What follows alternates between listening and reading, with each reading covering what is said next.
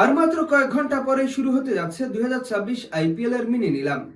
আর এই নিলামে Kolkata night Riders মোট 64,30,00,000 টাকা ব্যবহার করে 6 জন বিদেশি এবং 7 জন ভারতীয় ক্রিকেটার কিনতে পারবে।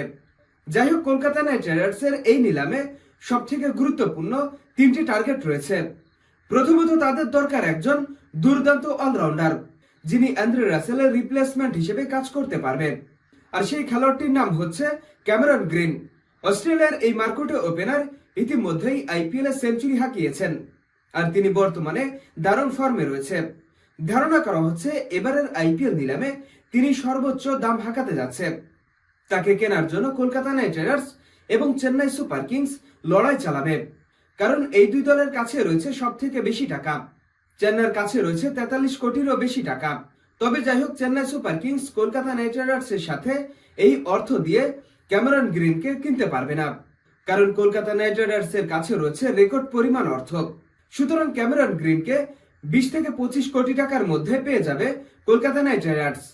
এরপর কলকাতা নাইট রাইডার্সের একজন ডেথ ওভার স্পেশালিস্ট বোলারের প্রয়োজন, আর সেই কাঙ্ক্ষিত বোলারের নাম হচ্ছে শ্রীলঙ্কার মাথিসা পাথিরানা।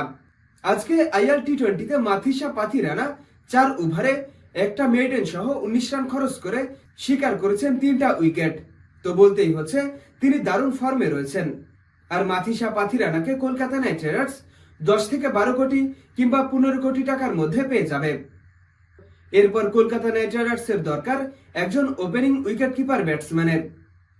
আর এই তালিকায় কলকাতা নাইট রাইডার্সের টার্গেটে রয়েছে দেবন কনওয়ে, যার আইপিএল এর ব্যাটিং গড় প্রায় 44। এছাড়া রয়েছে জনি বেয়ারস্টো, যিনি ইতিমধ্যেই আইপিএল এ 2টা সেঞ্চুরির দেখা পেয়েছে। তার স্ট্রাইক রেটও 140-এর উপরে। এরপর আরো 2 জন রয়েছে কলকাতা নাইট রাইডার্সের উইকেট কিপার ওপেনিং এর তালিকায়। তারা হচ্ছেন টিম শেফার্ড। ইতিমধ্যেই তিনি আজকে বিগ ব্যাশে একটা সেঞ্চুরি দেখা পেয়েছে, তাও মাত্র 56 বলে। আর সর্বশেষ কলকাতার টার্গেটে থাকবে ইংল্যান্ডের জেমি স্মিথকে। জেমি স্মিথ ইতিমধ্যেই ইংল্যান্ডের হয়ে 5টা টি20 ম্যাচ খেলেছে, যেখানে তার স্ট্রাইক রেট প্রায় 200-র কাছাকাছি। তাই তো বলতেই হচ্ছে কলকাতা নাইট রাইডার্সের বিদেশি হিসেবে 3টা পজিশনে 3টা দুর্দান্ত খেলোয়াড়ের প্রয়োজন। অলরাউন্ডার হিসেবে Cameron green, death over specialist হিসেবে মাথিসা পাথিরানা, আর উইকেট কিপার ওপেনিং ব্যাটসম্যান হিসেবে যে কোনো একজন। এদের মধ্যে রয়েছে জনি বেয়ারস্টো, জেমি স্মিথ এবং দেবন কনওয়ে।